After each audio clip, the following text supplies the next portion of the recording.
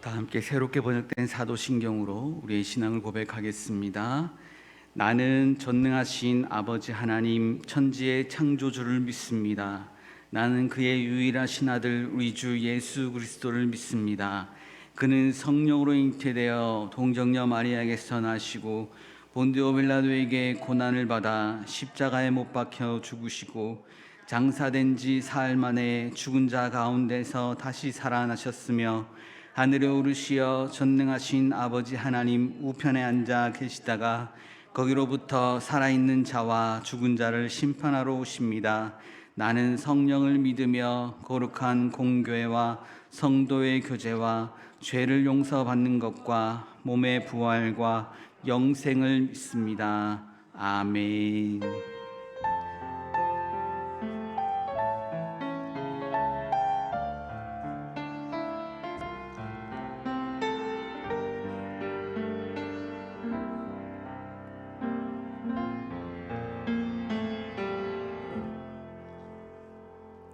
함께 기도드리겠습니다. 저희에게 생명의 호흡이 있게 하심으로 찬송과 예배를 드립니다. 주님의 한없는 은혜와 사랑 속에서도 연약한 모습으로 여기 있사오니 우리를 긍휼히 여기사 용서하여 주옵소서. 지난 한 주간도 염려와 욕심으로 인해 하나님보다 세상의 생각으로 채워졌었던 것들을 고백합니다. 이 예배를 통해 우리 안에 하나님보다 더 컸던 모든 것들을 무너지게 하옵시고 하나님의 말씀과 진리로 채워주옵소서. 주님, 우리나라를 위해 기도드립니다. 혼란스러운 전국이 하루속히 안정을 되찾게 하시고 대한민국이 하나님의 공의와 정의가 살아 숨쉬는 나라 되게 하여 주옵소서. 다음 세대를 위해 기도합니다. 세상의 유혹과 혼란 속에서도 흔들리지 않게 붙들어 주옵시고 세상이 감히 감당하지 못할 믿음의 자녀들이 되게 하여 주옵소서. 하나님의 말씀 위에 굳건히 서서 이 땅의 복음의 빛을 발하는 귀한 자녀들로 성장되기를 간절히 소망합니다. 또 우리 교회가 우리 성도들이 믿음으로 순종하고 섬김으로 하나님의 축복의 통로가 되고 한마음으로 중보자로 서로서로를 사랑으로 기도하며 하나님의 뜻을 이루는 귀한 공동체가 되게 하여 주옵소서. 주님, 우리 성도 중 몸의 고난과 물질의 어려움으로 힘겨운 시간을 보내고 있는 성도들 성령의 능력으로 치유하여 주옵시고 번영의 축복으로 열어 주옵소서. 또 가족과 형제, 친구와 이웃을 복음화를 위해 기도하는 모든 기도에 응답하여 주옵소서. 이 시간 목사님을 위하여 기도합니다. 우리 위임 목사님 특별한 성령의 기름을 부어 주옵시고 사모님과 자녀들 위해 충만한 은혜로 기쁨과 행복으로 가득하게 하옵소서. 또 부목사님과 전도사님, 가정과 자녀들 위해 동일한 은혜로 채워주옵소서. 또 선교지에서 나가 계시는 목사님, 전도사님, 자녀들 위해 건강으로 지켜주옵시고 하나님의 살아계심이 걸음걸음마다 함께하여 주옵소서. 이 시간 말씀으로 전하시는 목사님, 성령님의 능력과 권세와 권능으로 충만하게 하옵시고 말씀이 우리 모두의 마음에 하나님을 만나는 시간 되게 하옵소서. 오직 주 안에서 지혜와 은혜를 사모하며 풍족히 주시는 하나님의 선하신 뜻대로 닮아가게 하옵시고 믿음과 주님의 자녀의 인격으로 우리들 날마다 성장하도록 인도하는 하나님 아버지의 계획을 기대하며 우리를 사랑하시는 예수님의 이름으로 기도드립니다. 아멘.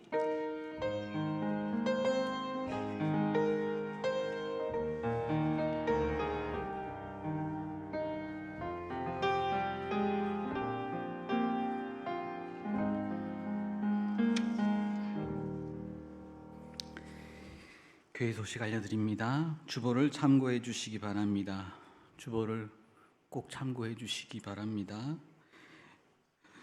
교회 소식 2번이 있습니다. 이번 주 금요일은 중고등부 수련회 집회와 함께 합니다. 7시부터 시작이 됩니다. 관심 가져주시고 청소년들을 위해서 함께 기도해 주시는 시간 되시기를 원합니다. 그리고 수요일 날 임시 재직회가 있습니다. 우리 준전임 전도사님, 우리 이병익 전도사님이 목사 안수를 받아야 하는데 그것에 대한 임시 재직회입니다. 관심 가져주시기 바랍니다. 교육부서 겨울 성경학교 수련회 일정 확인해 주시기 바랍니다. 수련회 일정 가운데 하나님 함께 하시도록 여러분 기도해 주시기 바랍니다. 다음 주 주일 3부 예배 때는 은퇴 및 명예권사 추대식이 있습니다. 교회 컨설팅을 위한 설문조사가 진행 중입니다. 아직까지 작성하지 못하신 분들은 로비에 있으니까 작성하셔서 꼭 제출해 주시기 바랍니다. 그리고 이번 15일 토요일 오전 9시 30분부터 오후 6시까지 컨설팅 인터뷰가 있습니다. 대상자들 그 밑에 있으니까 확인하셔서 꼭 참여해 주시기 바랍니다. 나머지는 각자 확인해 주시기 바랍니다. 오늘 우리에게 주신 하나님의 말씀 함께 보겠습니다. 신명기 17장 14절에서 20절 말씀입니다. 신명기 17장 14절에서 20절의 말씀은 구약성경 288쪽에 있습니다.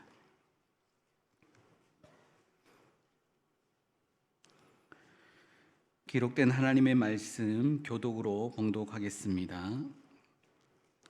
내가 내 하나님 여호와께서 내게 주신 땅에 이르러 그 땅을 차지하고 거주할 때에 만일 우리도 우리 주위의 모든 민족들 같이 우리 위에 왕을 세워야겠다는 생각이 나거든.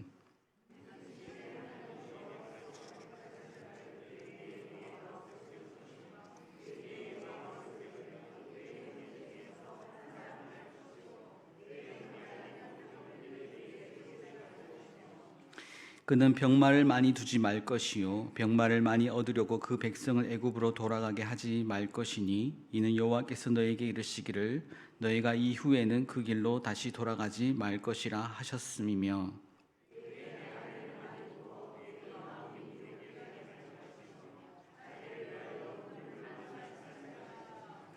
그가 왕이 오르거든 이 율법서의 등사본을 레위 사람 제사장 앞에서 책에 기록하여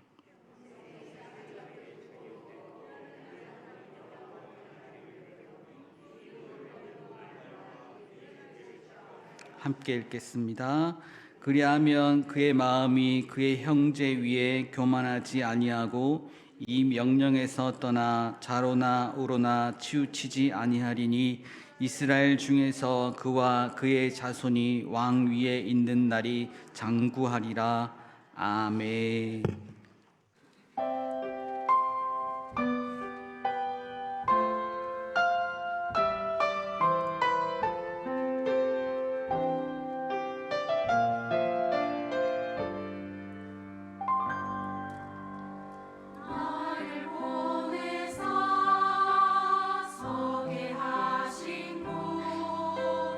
가장 귀한 곳이 바로 이곳이라.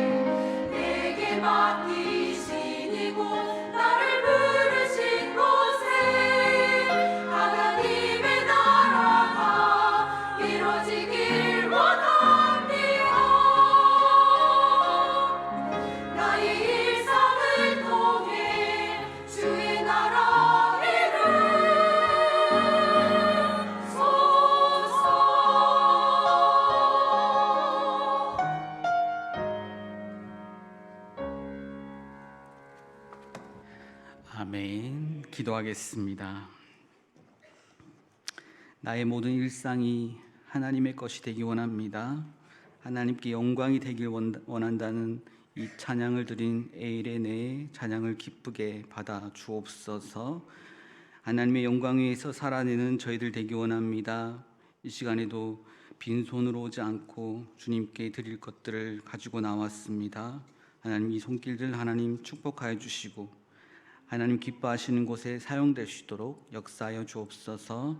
이 시간 말씀을 앞에 두고 있습니다. 하나님, 우리가 항상 들려지는 말씀이지만 이 말씀이 우리의 마음판에 온전히 새겨지기 원합니다. 더욱더 말씀에 집중하게 하시고 말씀의 은혜 가운데 다시금 새 힘 얻는 귀한 시간 되게 도와주옵소서. 예수님 이름으로 기도하옵나이다. 아멘. 서로 인사할까요?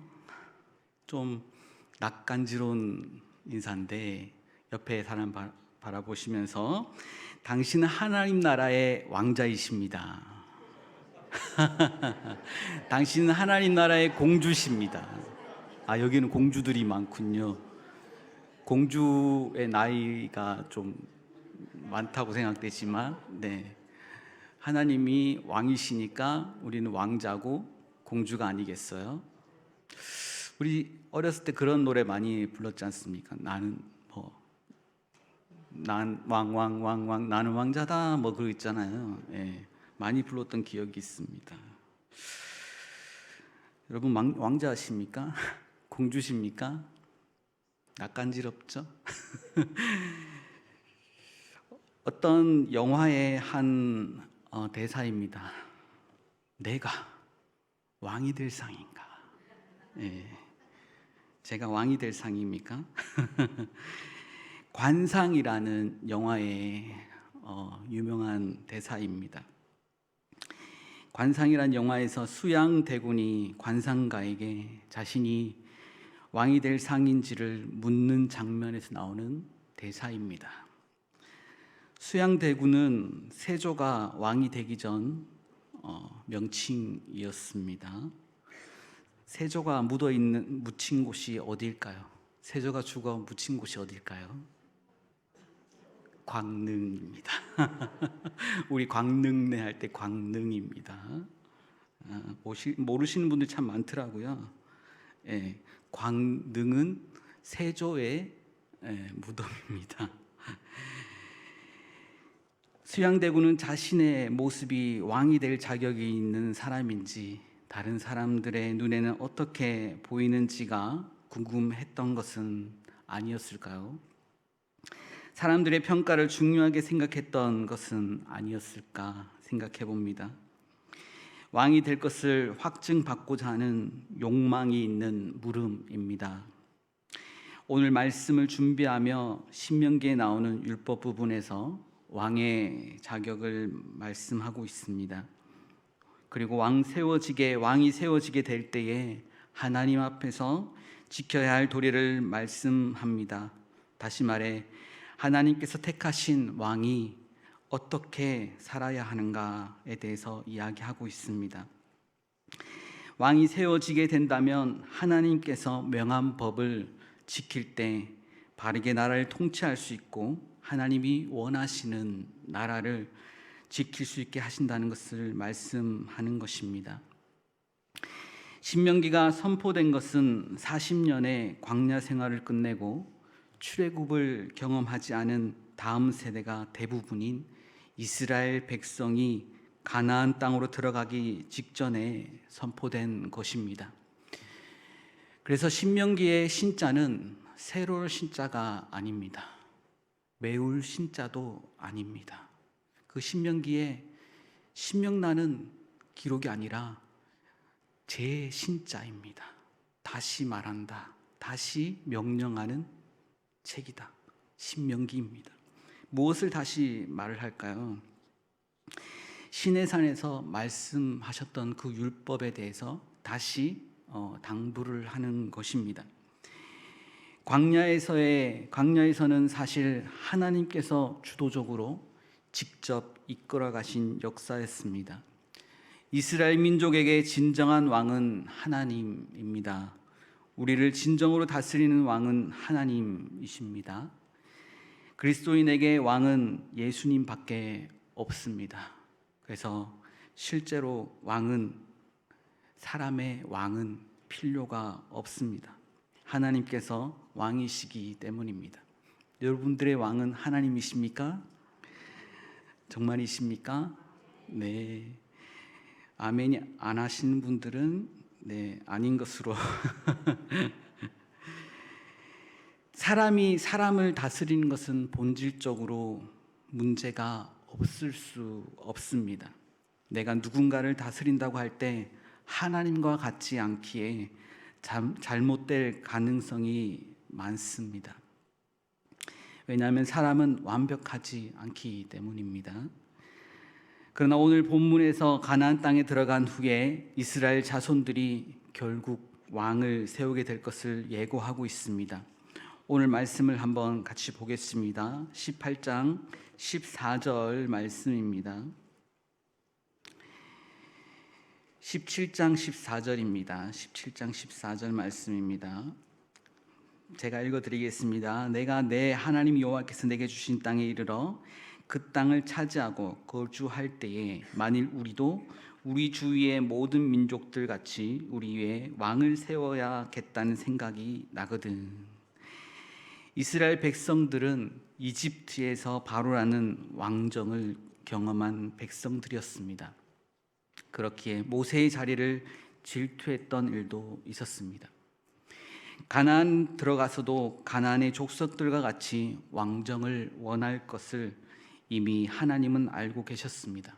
그래서 왕의 자격이 어떤지를 알려주시는 것입니다. 어떤 왕을 택해야 할까요? 15절 말씀입니다. 15절 말씀 함께 보겠습니다. 함께 읽겠습니다.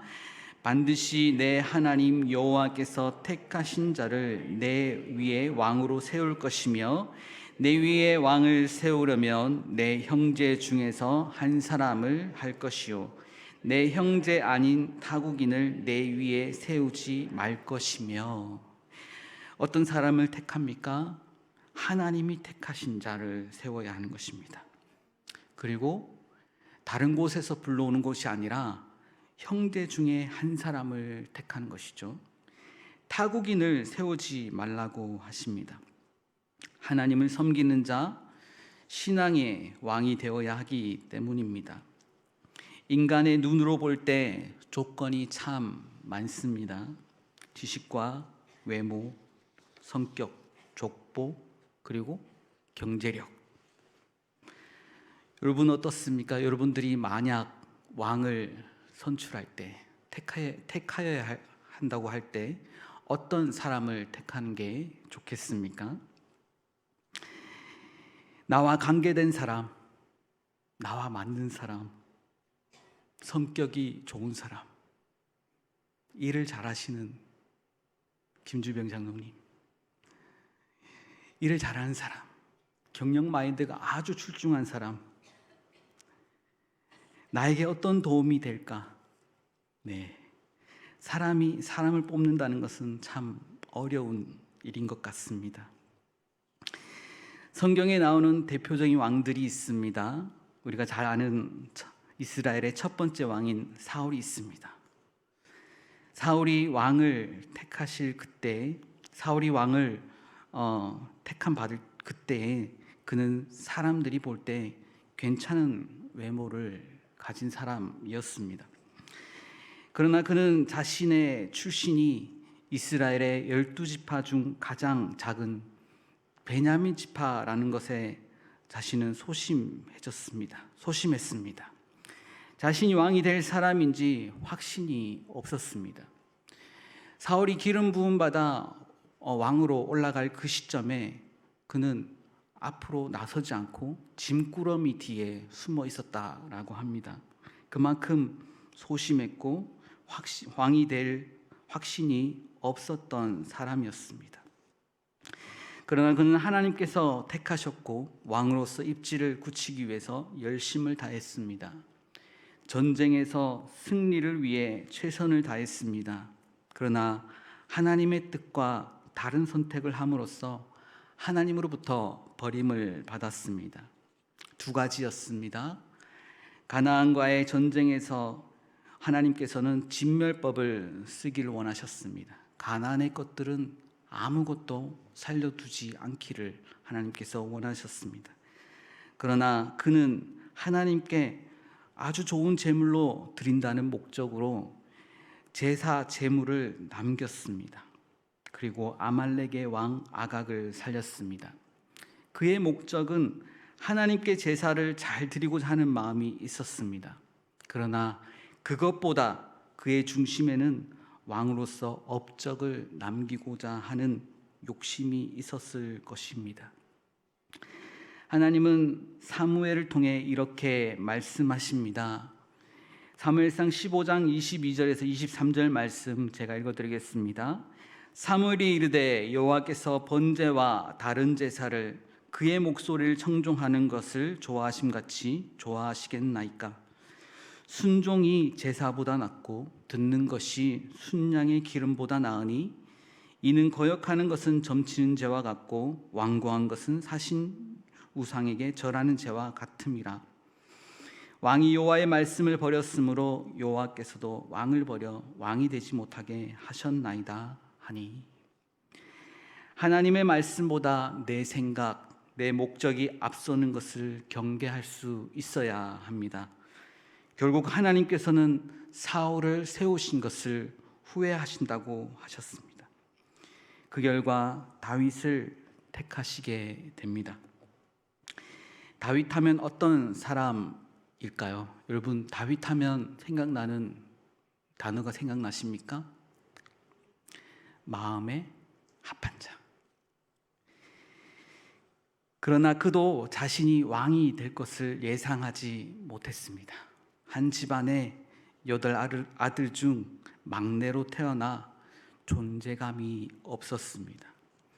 들에서 양들과 뒹굴며 그저 노래하기 좋아하는 목동이었습니다. 그러나 하나님은 그를 주목하셨습니다. 그의 찬양을 주목하셨습니다.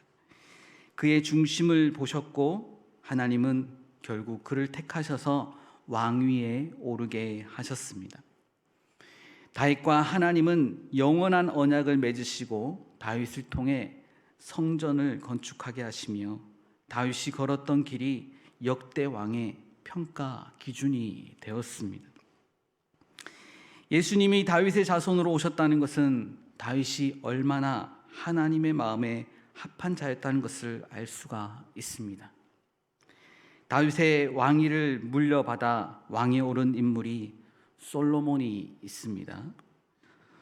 솔로몬 또한 자신이 왕이 될 자격이 있었는지 확신이 없었던 사람이었습니다. 왜 그랬을까요? 솔로몬의 출신 성분이 어땠습니까? 다윗과 불륜으로 낳은 아들 솔로몬이었습니다. 밧세바의 아들이었기 때문에 그렇습니다. 솔로몬은 하나님께 겸손함으로 나아갔습니다. 지혜를 구하였습니다. 솔로몬은 하나님께 사랑을 받아 세상 어떤 사람보다 뛰어난 지혜를 받았고 부귀와 영화를 덤으로 더하여 받았습니다. 이 왕들이 처음부터 자신들이 왕이 될 상이라고 생각했었을까요? 그렇지 않았다라는 것입니다.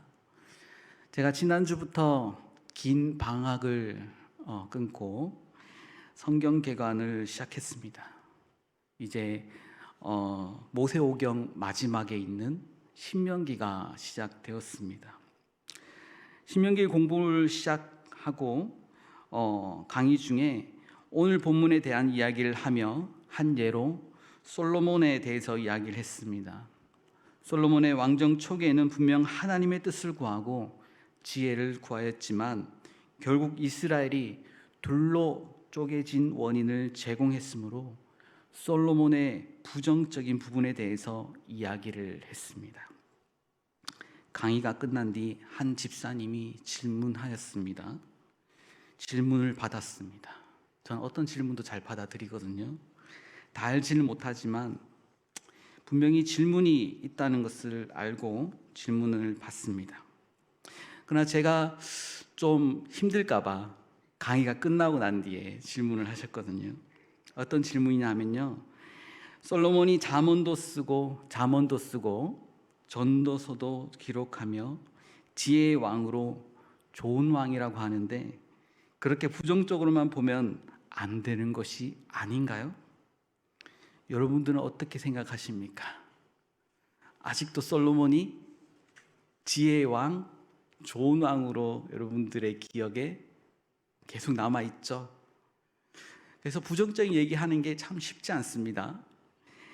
분명히 지혜의 왕입니다. 하지만 그의 삶의 과정을 보면 참 하나님 보실 때 보기에 좋지 않은 모습들이 나옵니다. 오늘 본문에서 정답이 나옵니다. 하나님이 왕을 세우게 될 때 멀리해야 할 세 가지 일을 명령하십니다. 솔로몬 왕이 지켜야 할 왕의 도리를 지켰는데도 그런 결과를 가져왔는지 한번 짚어보면 좋겠습니다. 솔로몬을 왕으로 세울 수 있는 가장 기본적인 조건은 충족되었습니다. 하나님이 택하신 사람이며 다윗의 아들로 민족적이며 신앙적으로 신뢰할 수 있는 인물이기 때문에 그렇습니다. 우리가 상식적으로 생각해 볼 때 가장 이상적인 국가 경영 전략을 한마디로 요약하자면 부국강병이 아닐까 생각합니다. 나라가 경제적으로나 정치적으로 부유할 뿐만 아니라 이방의 어떤 나라가 감히 침략할 생각을 못할 정도로 강력한 군대를 보유하고 있다면 국가 안보상으로도 안심하면서 살 수 있을 것입니다. 그런데도 하나님이 왕으로 통치하신 나라의 법도는 이 세상을 다스리는 왕들의 왕과 정치와 다릅니다. 도리어 정반대라고 할 수 있습니다. 하나님이 명하시는 왕이 멀리해야 할 세 가지가 있습니다. 첫 번째는 많은 병마를 갖지 말라는 것입니다. 병마는 무기와 병거를 이야기합니다. 본문 말씀 16절 말씀을 함께 보겠습니다. 16절 말씀입니다. 우리 16절 말씀 함께 한 목소리를 읽겠습니다. 그는 병마를 많이 두지 말 것이요 병마를 많이 얻으려고 그 백성을 애굽으로 돌아가게 하지 말 것이니 이는 여호와께서 너에게 이르시기를 너희가 이후에는 그 길로 다시 돌아가지 말 것이라 하였음이며, 하나님께서는 병마를 많이 두지 말라고 하십니다. 그리고 그 길로 이집트로 돌아가지 말아라. 병마를 얻기 위해서 이집트로 돌아가지 말아라고 하십니다. 병마는 전쟁의 기병대가 타고 다니는 전쟁에 특화된 말을 뜻합니다. 이스라엘 자손들이 출애굽하여 도망 나올 때 그 뒤를 애굽의 정예 군대가 끄는 병거 600대를 타고 추격했던 것을 기억하실 것입니다. 그 시대의 군대의 강력한 군사력을 가늠하는 지표로 사용되는 것이 군마가 이끄는 병거였습니다. 현대 군대의 개념을 도입하면 탱크나 전차, 장갑차 등이 있겠죠. 그런데 요즘 어떻습니까? 무인으로 날아다니는 드론이 더 무서운 시대가 되었습니다. 전쟁 무기는 더욱더 발전하고 있습니다. 하나님은 이스라엘 자손들을 다스릴 왕이 될 사람에게 명하시기를 많은 군마를 가지려고 해서는 안 된다고 하신 것입니다. 강력한 군사 능력을 갖지 않고 어떻게 안전한 군사 안보를, 국가 안보를 이룰 수 있겠습니까? 이 세상의 왕들의 국가 전략과 정반대되는 말씀입니다. 하나님은 왜 이렇게 군사력을 의지하지 말라고 하셨을까요? 그것은 하나님이 친히 이스라엘 나라와 백성을 지키고 보호하신다는 약속이 전제되어 있기 때문입니다. 하나님이 너희들을 지키겠다라고 약속하셨기 때문입니다. 율법이 이스라엘 자손에게만 계명과 규례로 지킬 의무가 있는 것이 아니라 하나님 편에서도 그 언약을 지키실 의무가 생겨난 것입니다. 율법은 우리만 지키는 것이 아니라 하나님의 약속, 하나님도 지키셔야 된다라는 것입니다.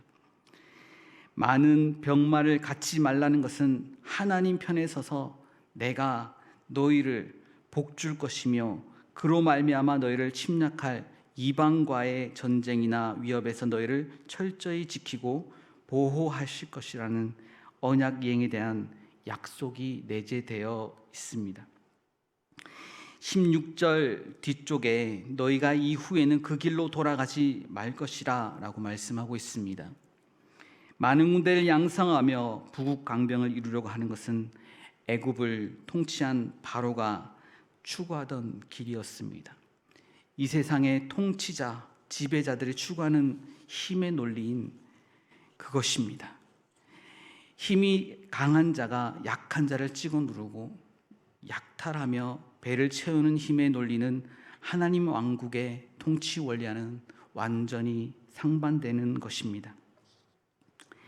예수님께서 말씀하십니다. 인자가 온 것은 섬김을 받으려 함이 아니라 도리어 섬기려 하고 자기 목숨을 많은 사람의 대속물로 주려 함이니라 하십니다. 이 말씀은 세베대 아들 요한과 야고보가 예수님이 보좌에 오르게 될 때 하나는 주의 왼편에 하나는 주의 오른편에 앉게 해달라고 간청하였을 때 하신 예수님의 말씀입니다. 이 요한과 야고보가 왜 이런 이야기를 했을까요? 간청을 했을까요? 예수님과 함께 영광을 누리고자 하는 정치적인 욕망 때문이 아니었을까요? 예수님의 말씀은 이방인의 집권자들과 고관들과 같은 힘의 논리와 하나님 나라의 법칙은 정반대라는 사실을 일깨워 주시고 있습니다. 예수님의 섬김의 모델이 세상과 대조되며 우리가 지녀야 할 리더의 모습임을 볼 수 있어야 합니다. 왕이 멀리해야 할 일 두 번째입니다. 그것은 많은 아내를 두지 말라. 왕이 멀리해야 할 두 번째 일은 많은 아내나 첩을 두지 말아야 하는 것입니다. 17절 말씀입니다. 여러분 17절 말씀 함께 읽겠습니다. 그에게 아내를 많이 두어 그의 마음이 미혹되게 하지 말 것이며 자기를 위하여 은금을 많이 쌓지 말 것이니라. 두 가지가 함께 17절 말씀에 있습니다. 아내를 많이 두지 말고 은금을 많이 쌓지 말아라. 이미 신명기에서는 여러 번 다루고 있는 이방 여인과 통혼하지 말라는 규례와 직결되는 말씀입니다.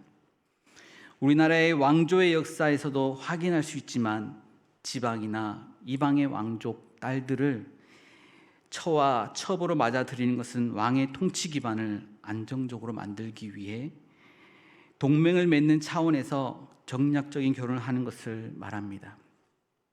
왕권을 강화하고 안정적인 통치 기반을 조성하기 위해서는 지지 세력을 모으고 결집하는 것이 필요합니다. 이를 위한 가장 효과적이고 쉬운 방법이 혼인 동맹을 맺는 것이었습니다. 이렇게 혼인 동맹을 가장 많이 맺은 왕이 솔로몬이었습니다. 열왕기상 11장 말씀을 보시면 그 내용들이 나와 있습니다. 솔로몬이 이렇게 혼인 동맹으로 맺은 첫 첩이 얼마나 될까요? 11장 3절 말씀에 열왕기상 11장 3절 말씀에 왕은 후궁이 700명이요 첩이 300명이라. 총 몇 명이죠? 1000명입니다. 1000명입니다. 이 1000명의 여인들이 왕의 마음을 돌아서게 하였더라 하고 있습니다. 4절 말씀에 솔로몬의 나이가 많을 때에 그의 여인들이 그의 마음을 돌려 다른 신들을 따르게 하였으므로 왕의 마음이 그의 아버지 다윗의 마음과 같지 아니하여 그의 하나님 여호와 앞에 온전하지 못하였으니 하고 있습니다. 솔로몬 왕은 오늘 본문에서 하나님이 명령하신 왕이 지켜야 할 세 가지 규례를 모두 어긴 대표적인 인물이었습니다. 왕에게 많은 아내를 두지 말라고 한 가장 확실한 반면교사가 솔로몬입니다. 하나님이 오늘 본문에서 많은 아내를 두지 말라는 이유는 그들로 인해서 마음을 돌이켜 하나님을 떠나게 만들기 때문입니다. 결국 솔로몬으로 인해 그의 아들 르호보암 때 나라가 둘로 쪼개져 버린 원인이 되었습니다. 그가 지켜야 할 규례를 무시한 결과라고 볼 수 있습니다. 왕이 멀리해야 할 세 번째는 많은 은과 금을 모으지 말라는 것입니다. 왕은 많은 재물을 모으려고 해서는 안 된다고 하십니다. 재물에 대한 소유욕, 탐심은 그 끝이 없습니다. 자기 것으로 은과 금을 너무 많이 모아서도 안 되는 것입니다. 솔로몬이 통치 초기 했던 기도가 생각이 납니다. 자신을 작은 아이와 같음을 고백했습니다. 그리고 오직 구한 것은 듣는 마음을 구하였습니다. 그것은 선악을 분별하여 올바른 판단하기를 원했던 것입니다. 하나님은 솔로몬의 작은 마음의 소원을 기뻐하셨습니다. 그러므로 지혜와 부와 영광까지 부어 주셨습니다. 하나님으로부터 지혜와 부를 받은 솔로몬은 처음 마음을 잊어버렸습니다. 결국 하나님의 명령을 따르지 않은 결과 그의 아들 르호보암 때에 나라가 둘로 쪼개질 수밖에 없었습니다. 이렇게 세 가지 왕이 하지 말아야 할 것을 명령하셨습니다. 첫 번째 뭐죠? 병마를 많이 두지 마라. 그리고 아내 몇 명이라고 했죠? 1000명. 세 번째요, 은금이죠. 세 가지 다 외우셨어요 지금. 우리 마음 가운데 이것을 꼭 새기길 원합니다. 왕이 반드시 해야 할 한 가지 일이 있습니다. 일평생 율법책을 자기 옆에 두고 읽으라. 18절 말씀입니다. 18절, 19절, 20절 말씀까지 함께 읽겠습니다.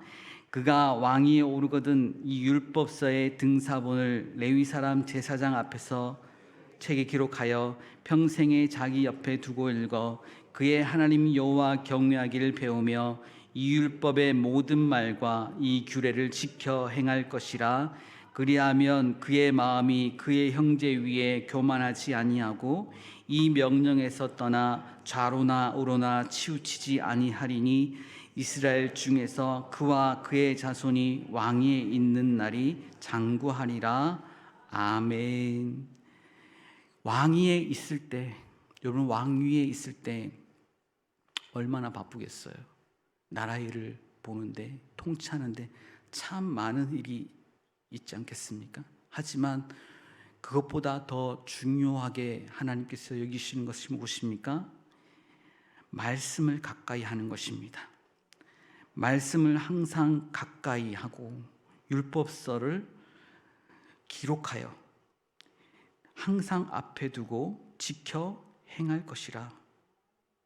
평생에 자기 옆에 두고 읽어 그의 하나님 여호와 경외하기를 배우며 이 율법의 모든 말과 규례를 지켜 행할 것이라 했습니다. 일평생 성경을 내 옆에 가까이 두고 날마다 읽고 공부하며 배우고 깨달아야 하는 것입니다.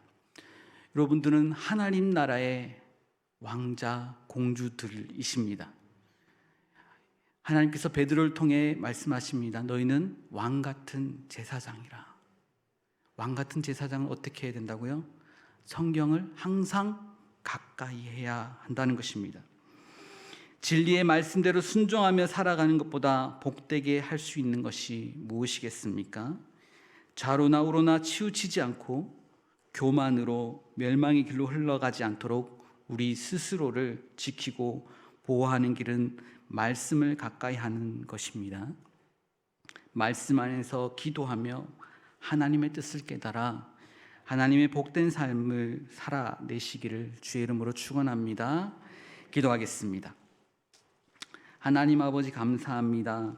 하나님 안에서 하나님 앞에서 항상 우리가 말씀 앞에서 살아내기를 원합니다.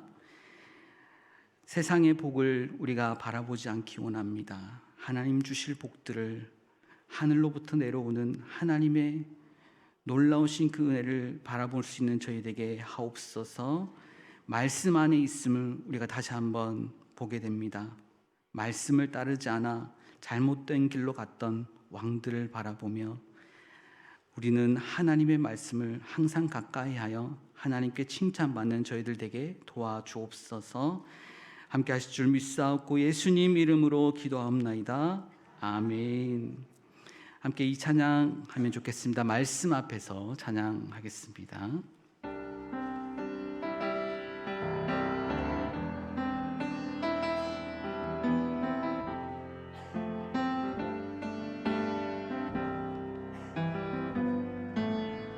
말씀 앞에서 경외함으로 주께 홀로 섭니다. 기록된 말씀 곧 순종해 주를 예배합니다. 기록된 말씀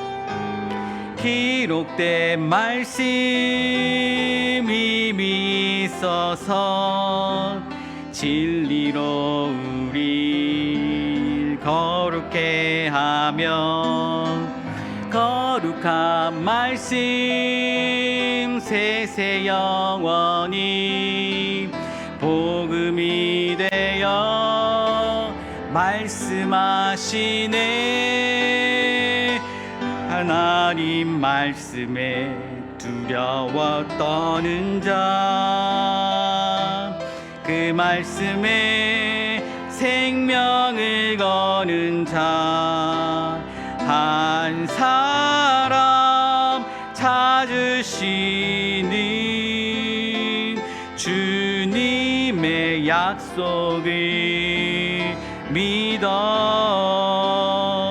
하나님 말씀에 운명을 거는 자, 순종하며 주 따라가는 자, 영원한 하나님 나라 이뤄갈 주의 교회여.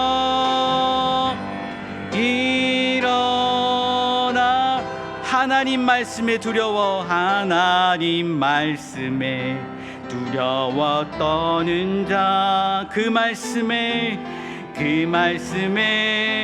생명을 거는 자, 한 사람 찾으시는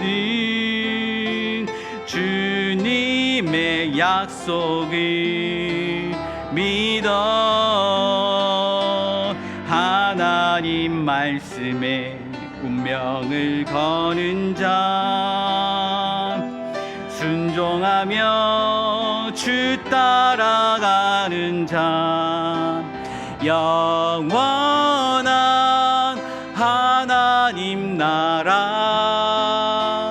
이뤄갈 주의 교회여. 일어나라. 아멘. 기도하겠습니다. 이제는 우리 구주 예수 그리스도의 은혜와 하나님의 사랑과 성령님의 감화감동 역사하심이 오늘도 말씀으로 우리가 나아가고 말씀 안에서 승리하길 원하고 말씀 안에서 좌우로 치우치지 않기를 원하며 말씀으로 든든히 교회를 세워나가길 원하는 모든 성도들, 지체들 위해 하나님께서 영원토록 함께해 주시기를 간절히 축원하옵나이다. 아멘.